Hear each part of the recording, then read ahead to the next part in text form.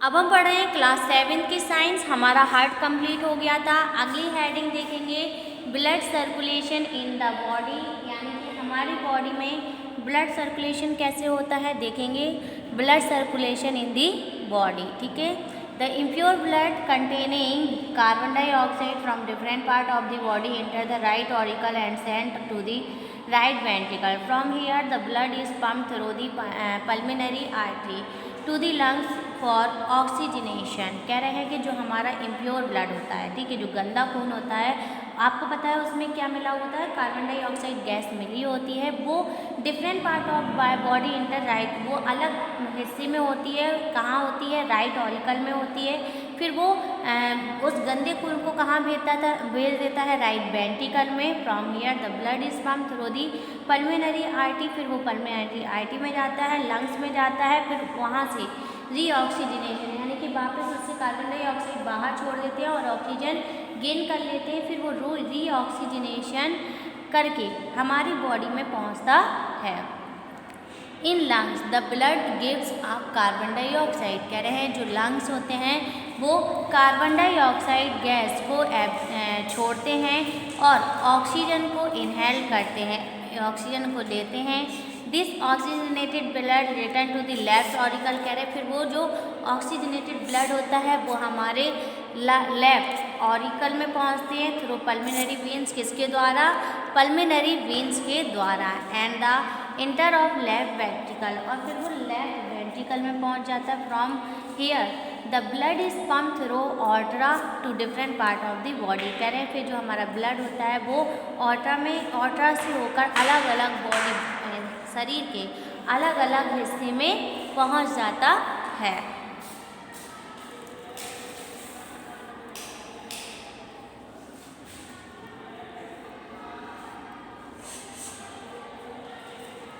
देखेंगे अब अगली हेडिंग जो दी गई है वो क्या है। As the blood passes through the capillaries, कह रहे जो blood passes through the capillary, oxygen and other nutrients are delivered to the cell. The carbon dioxide and the other waste are picked up by the blood. The carbon dioxide rich blood goes back to the right auricle, कह रहे हैं जो carbon dioxide फिर से उसमें क्या हो जाता है, ज़्यादा मात्रा में मिल जाता है, वो फिर से कहाँ पे पहुँच जाता है? राइट ऑरिकल में पहुँच जाता है। देखेंगे heading heart beat. Heart beat क्या होते हैं? Heart beat the wall of the heart chamber, कह रहे हैं the wall of the heart chamber are made of involuntary muscles, कह रहे हैं जो बॉल ऑफ होते हैं हार्ट चैम्बर के वो किसमें? मांसपेशियों में मिले होते हैं। These muscles keep on working on their own and we have no control over them, कह रहे हैं जो हमारी मसल्स होती हैं वो जब तक हम उनको नियंत्रित नहीं करते हैं वो काम नहीं करती हैं। The heart muscles expand and contract regularly and continuously through out life, कह रहे हैं जो हमारी हार्ट होती है, मसल्स होती हैं, वो लगातार फैलती रहती हैं, सिकुड़ती रहती हैं और ये लगातार काम पूरे जीवन पर्यंत चलता रहता है। The rhythmic contraction followed by expansion of the heart muscles constituent a heartbeat. Since the contraction and expansion of the heart muscles is linked to the circulation of blood, hence the pumping of blood by the heart can be heard as a regular thumping sound. These regular thumping sound, these are called heartbeat. ये क्या होती है? हमारी heartbeat कहलाती है जिसको हम लोग सुनते हैं। Doctor listen to the heartbeat using a device called stethoscope, कह रहे हैं जो डॉक्टर हैं वो हमारी हार्टबीट को सुनने के लिए क्या का इस्तेमाल करते हैं? स्टेथोस्कोप को इस्तेमाल करते हैं। फ्रॉम द नेचर, कह रहे हैं हमारे नेचर में, प्रकृति में number of heart beats on 1 minute, कह रहे हैं कितने हमारे 1 मिनट में हार्ट बीट होती हैं। Doctor can be find out the condition of your heart beat, जो डॉक्टर है वो हमारी हार्ट बीट को फाइंड आउट किया है। देखेंगे कैसे। पल्स एंड पल्स रेट क्या होते हैं? Pulse and pulse rate each time the heart pump the blood out, कह रहे हैं हर समय क्या होता है, जो हमारा हार्ट होता है वो क्या करता है? पंप होता है और खून को अंदर बाहर करता है। It rushes through the artery and produce a switching movement or throbbing called pulse. Each heartbeat causes a pulse in the artery. The pulse can be felt at various places on the body: waist, inner, wrist, neck, temple. The number of pulse beat per minute is called pulse rate. कह रहे हैं number of pulse जो होते हैं हमारे pulse beat होती हैं एक मिनट में जितनी होती है उसी को हम बोलते हैं पल्स रेट। और from a normal resting person जो होते हैं उसकी पल्स रेट ज़्यादातर कितनी होती है? 72 से 80 पल्स बीट पर मिनट होती है। Generally pulse rate is measured by feeling the pulse at inner wrist. Pulse rate increases with physical exercise. और कह रहे हैं ये पल्स रेट को हम तभी नापते हैं जहाँ हमारे अंदर बहुत सारी फिजिकल एक्सरसाइज यानी कि शारीरिक एक्सरसाइज होती रहती है। अब यहाँ पे बहुत सारी एक्टिविटी दी गई हैं उसको आप खुद से पढ़ सकते हो। अब हम यहाँ पे कुछ क्वेश्चन देखेंगे क्या है। पहला देखिए, name the lower left chamber of the heart. Lower left जो चैम्बर होता है हार्ट में उसका नेम क्या है? What is the rhythmic contraction expression of the heart muscles called, क्या कहते हैं? Which part of the heart carry the called carbon dioxide rich blood from the heart of the body in the heart. कह रहे कौन सा हिस्सा होता है जिसमें सबसे ज़्यादा जो हमारे जिसमें कार्बन डाइऑक्साइड ज़्यादा मात्रा में मिली होती है वो क्या कहलाते हैं? फोर्थ पॉइंट देखेंगे क्या कह रहे हैं कि where is the bicuspid valve located in our body। Name the device use the listen in the heart. कह रहे उस डिवाइस का नेम बताना है जो हार्ट बीट को सुनता है। क्या है? Stethoscope.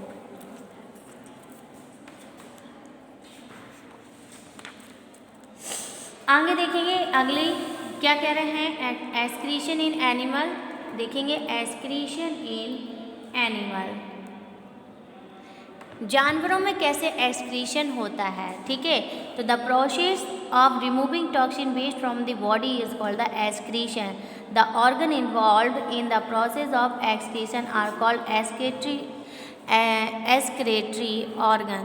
These organ are collected called the excretory system। कह रहे हैं जो रिमूविंग टॉक्सिन होते हैं, वेस्ट प्रोडक्ट होते हैं, उनको जब हम बाहर निकालते हैं जिन ऑर्गन्स का उसमें इस्तेमाल होता है वही कहलाता है excretory organ. The body waste are 3 type, 3 प्रकार के होते हैं। देखेंगे टाइप्स ऑफ बॉडी वेस्ट कौन कौन से होते हैं। गैसियस वेस्ट जो हमारे अंदर की जो जानवरों का पड़ा यानी कि जानवरों के अंदर जो गैसें होती हैं जैसे कि कार्बन डाइऑक्साइड, वाटर वेपर। ठीक है, और रेस्पिरेटरी इन्वॉल्व कैसे करते हैं वो जब वो सांस लेते हैं या रेस्पिरेटरी सिस्टम के द्वारा इनको बाहर निकालते हैं। लिक्विड वेस्ट प्रोडक्ट क्या होते हैं जैसे कि पसीना हुआ, यूरिन हुई, यूरिन यानी कि जो टॉयलेट होते हैं। ठीक है, यूरिन, पसीना हुआ, ये सब क्या है एक्सक्रीटरी सिस्टम है। सॉलिड वेस्ट क्या होता है? फेसेस यानी कि डाइजेस्टिव सिस्टम जो खाना पचता है वो हमारा क्या होता है, वो सॉलिड वेस्ट होता है। ठीक है, अब एक्सक्रीशन इन ह्यूमन में देखेंगे क्या क्या है। The human body has specific organ. इनके ह्यूमन में भी कई सारे ऑर्गन्स होते हैं जिसके द्वारा जो हमारे अंदर वेस्ट प्रोडक्ट होते हैं सॉलिड, लिक्विड और गैस फॉर्म में उनको हम अपने जो हिस्सों से जिन हिस्सों से क्या करते हैं बाहर निकालते हैं वही हमारे एक्सक्रीटरी सिस्टम कहलाते हैं। जैसे कि लंग्स हुए, स्किन हुई, लार्ज इंटेस्टाइन हुई, लार्ज इंटेस्टाइन यानी कि बड़ी आंत। ठीक है, किडनी हुई, एनस हुआ, यूरेथ्रा हुआ, ये सब क्या है इनकी मदद से हम क्या करते हैं हमारे अंदर के जितने भी वेस्ट प्रोडक्ट होते हैं उनको बाहर निकालते हैं। ठीक है, in human excretion involve the removable of urea. Human excretion क्या कहते हैं, एक यूरिया भी होता है उसको भी बाहर निकालते हैं। स्वेट यानी कि पसीने को बाहर निकालते हैं। और जो फूड डाइजेस्ट नहीं होता, पचता नहीं है, body waste remove as follow, उसको भी क्या कर देते हैं बाहर निकाल देते हैं। सॉलिड वेस्ट क्या होता है? The solid waste generated in the body is remove faeces through the anus. कह रहे हैं जो सॉलिड वेस्ट होता है वो एनस के द्वारा हम लोग बाहर निकाल देते हैं। रेस्पिरेटरी वेस्ट क्या होते हैं? रेस्पिरेटरी मतलब जो श्वसन क्रिया के द्वारा हम लोग अंदर बाहर जो कार्बन डाइऑक्साइड गैस, और कार्बन डाइऑक्साइड गैस को जब हम बाहर छोड़ते हैं तो कुछ वेपर भी बाहर निकलते हैं। तो the respiratory waste, carbon dioxide, water vapour are carried by the blood और टू द लंग्स। कह रहे हैं हमारे खून में कार्बन डाइऑक्साइड गैस मिली होती है, वाटर वेपर होते हैं जिनको हम श्वसन क्रिया के द्वारा बाहर निकालते हैं। The alveoli on the lungs remove carbon dioxide from the blood and is exhaled through the nose। अगली हेडिंग दी गई है वाटर यानी कि सॉल्ट, यूरिया, ईटीसी। इनको हम किसके द्वारा बाहर निकालते हैं? जैसे पानी हुआ, नमक हुआ, सॉल्ट हुआ, यूरिया हुआ, ये सब कैसे? तो the sweat gland under the skin remove water, salt, urea, ETC from the blood flowing through the blood capillary in the skin by diffusion.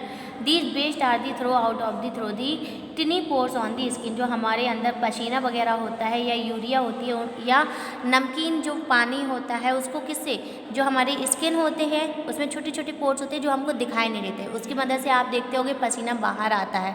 तो वही होता है हमारा लिक्विड फॉर्म में कि जो चीज़ हम लोग बाहर निकालते हैं। ठीक है, लिक्विड वेस्ट और भी दिए गए हैं। लिक्विड वेस्ट कह रहे हैं जैसे कि रिमूव द एक्सक्रीटरी यानी कि urinary system from the urine. जो यूराइन को जब बाहर निकालते हैं वो हमारा लिक्विड वेस्ट वो भी होता है। ठीक है,